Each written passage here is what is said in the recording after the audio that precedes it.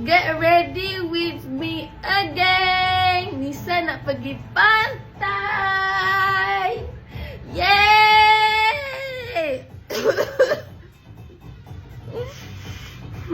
So korang tengok nanti ya, Nisa pakai pakaian pantai macam mana. Nisa nak pergi mandi dulu. Lepas tu Nisa nak make up.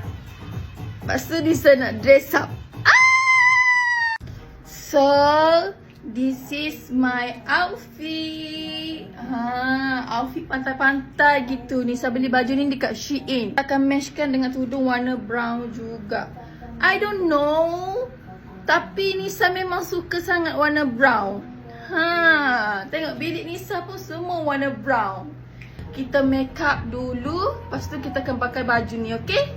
By the way, sebelum Nisa nak make up, Nisa nak pakai Grace and Glow ni dulu. Untuk protect kita punya body. Sebab kita nak pergi pantai kan. Macam tu. Belah tangan dulu.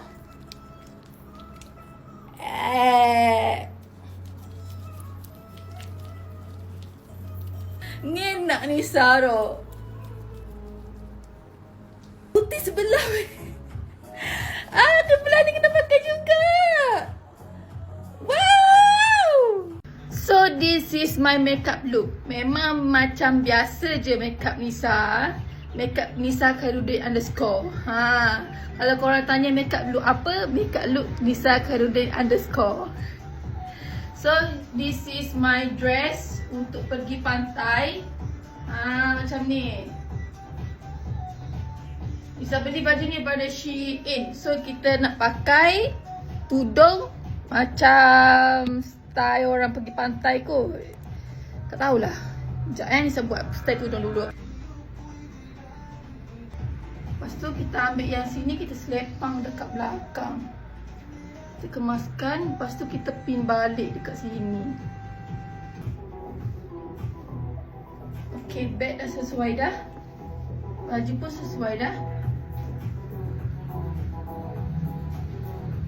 Tudung pun sesuai dah. Tinggal pakai roses. Pemandangan pantai pula. Boleh tak macam tu?